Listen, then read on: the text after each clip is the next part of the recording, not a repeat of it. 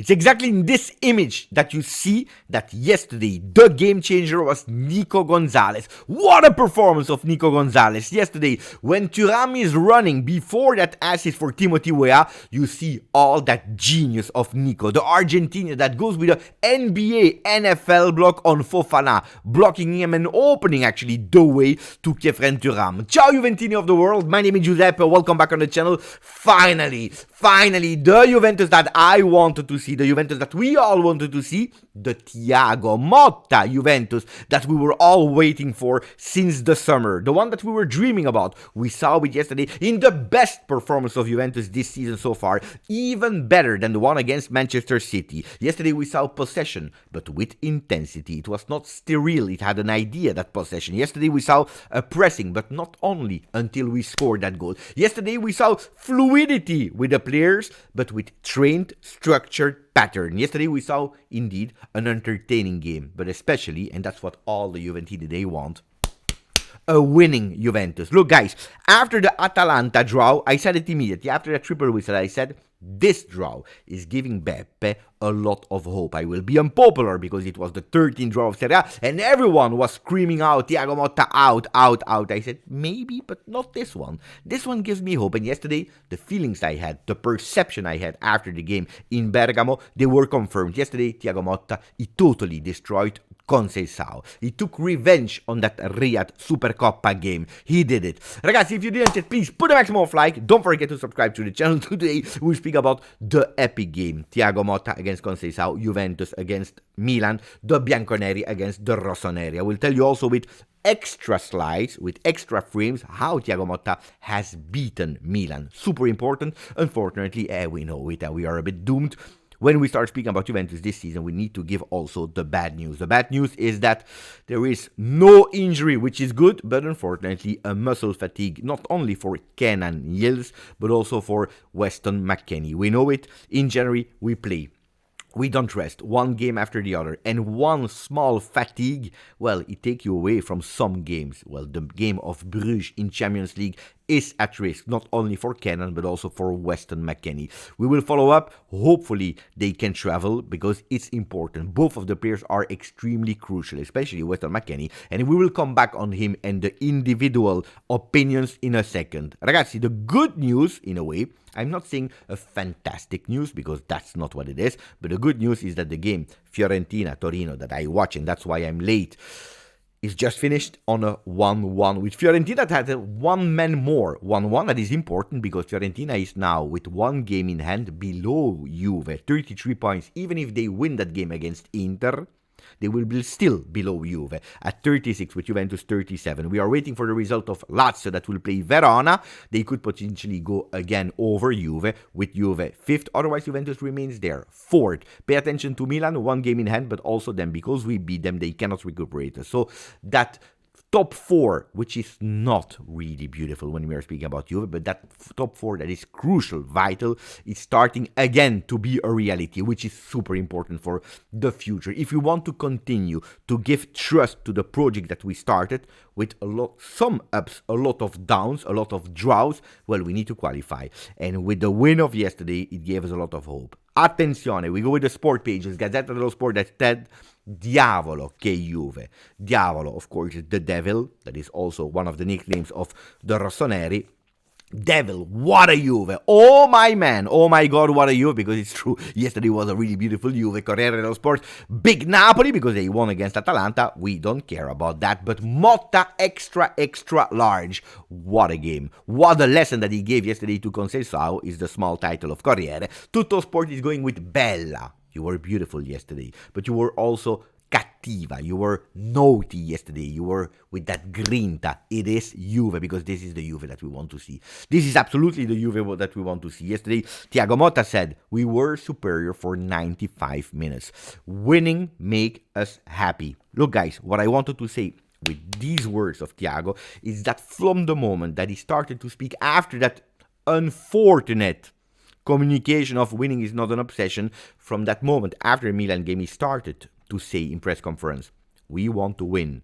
Our objective is to win. We are not happy with the ranking. We want to win. Winning is the only thing that matters. Like, for example, the message of Kalulu yesterday on Instagram. From the moment that the words and the word victory, wins, came out more and more time from Thiago Motta in press conference, looked like they entered the ears of our players, because yesterday they played with the will of winning that game. That was incredible. He also said yesterday, we had a really beautiful atmosphere in the stadium.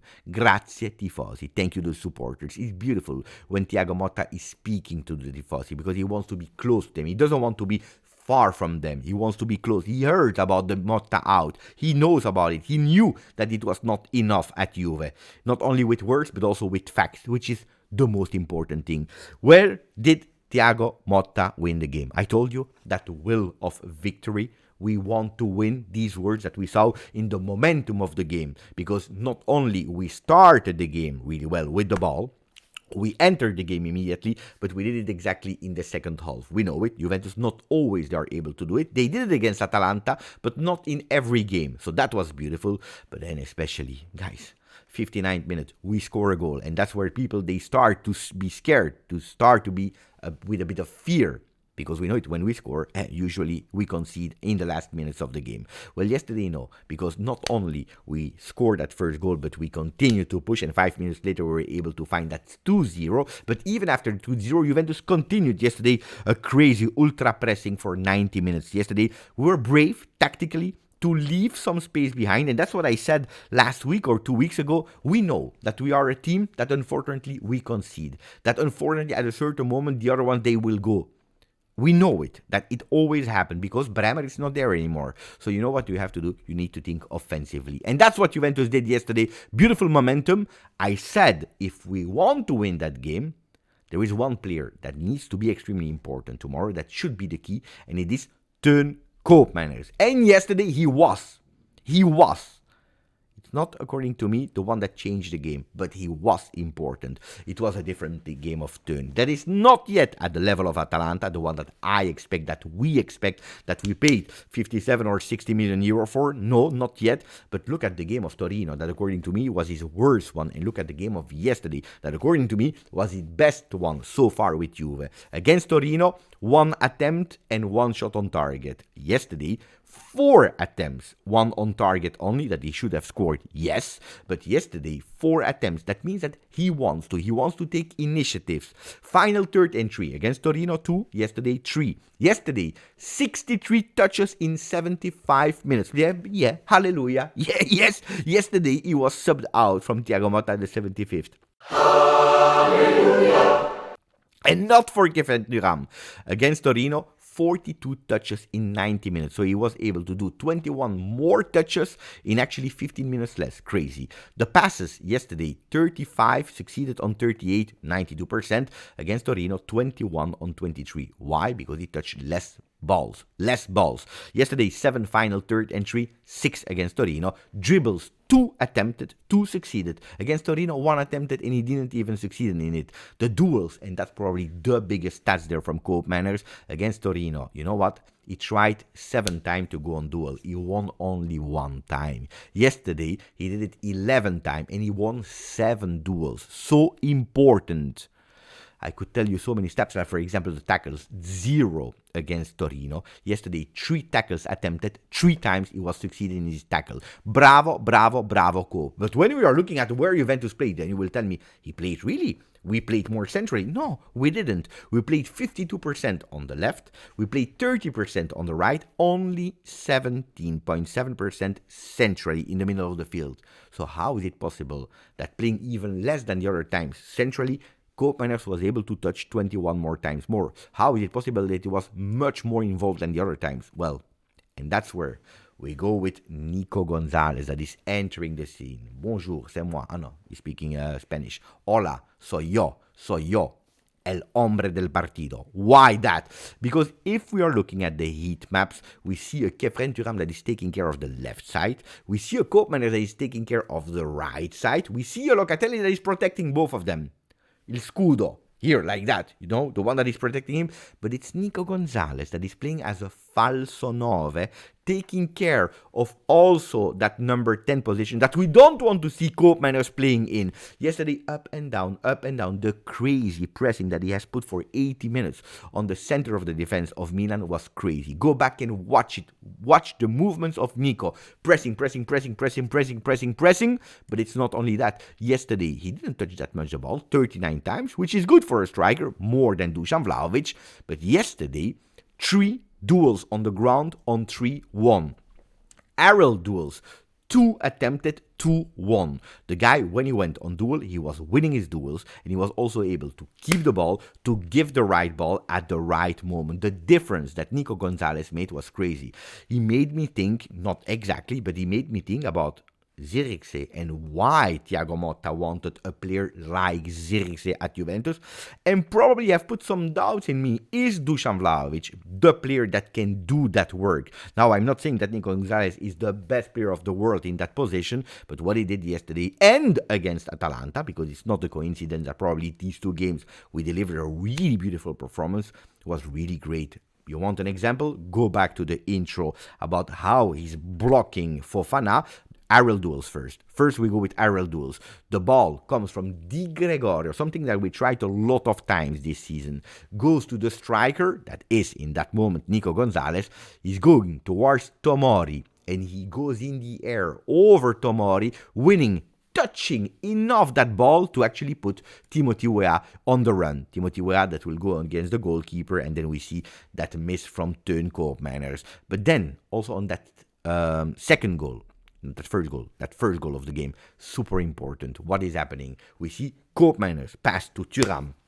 Thuram in one touch, he give it back to Nico Gonzalez. Look at Nico Gonzalez that is taking the information about everything that is happening around him. He sees immediately Mbangula totally wide on the left side, like Thiago Motta loves. He sees it before receiving the ball, and he doesn't need to watch anymore to Mbangula. He knows where he is. So what is he doing when he receives the ball? He's actually fooling everyone, included Magnan, that he will go with a powerful shot with his left foot. That's not what he's doing, because he knew that Mbangula was just waiting for that ball. And that's what he's doing. He's giving that ball to Mbangula. Samuel goes, of course, on target after a deflection, but look at the movement of Nico. Immediately stop and go, giving that ball and immediately taking the information that he needs to go towards and attacking that second post. You never know if there is a deflection of the goalkeeper. There was a deflection, but it was in the goal, so his run makes no sense there. It was not important because the goal was goal, but if there was a deflection, he would have been there. Grande Nico Gonzalez yesterday. Fantastic. Another proof of why we won yesterday the game against Milan is the subs. How many times did we say it? We are losing games a lot of time because of the subs. It makes no sense to put Mbangula out, to put especially Kefren Thuram out when these 2 players are the best ones on the field. Thiago, why? Thiago, I don't understand. Well, yesterday he waited until the 75th minute to put Cope out for Douglas Luiz. Then he waited until the 83rd minute when we were winning 2-0 to do the changes. Thuram, Nico Gonzalez for Fagioli and Vlahovic, and then Adzic at the end, which is also really nice because when you win, guys, you have the opportunity to let these kids play. Maybe not enough, 1 minute is not enough, but at least we can see them, at least they can enter, at least they are happy. When you are 18 and you enter in a big game as Juve Milan, it's important. But for that, we need to win. We need to secure this win. With a 1-0 until the end, it makes no sense because then you are scared, you're protecting the goal. Another important guy yesterday, because again, we don't speak enough about it, tactical. Putting Weston McKennie as a right back with Cambiaso on the left. Look, Weston McKennie, what can I say more than the other days? Weston McKennie in this season, he played all the roles except center back and goalkeeper. You never know, the season is long. Ragazzi, of course, not everything was perfect. There were also some mistakes, like for example, that extremely amateurish yesterday defense of the corner kick. There is a corner kick. You see that there are 3 men that are blocking 1 player. We don't pay attention enough to Leao. Leao isn't marked, but especially to Reinders. And he fooled it. I had nightmares of that Atalanta goal that we conceded last season or 2 seasons ago. You remember? They fooled us also on social network for that fantastic, beautiful, prepared and trained Atalanta free kick. Well, this time it was about to work again. The corner kick goes, Reinders is totally free, unmarking himself, he finds the position, he shot on target. Guys, we need to pay attention because yesterday, at the end, after a really beautiful first half, it was 0-0, where actually the most dangerous one has been a Milan that was not even in their game. Of course, you take some risk. If you are able to answer and to not stop, I take this risk. But you need still to pay attention to these things. Now, calma, and I close with that one.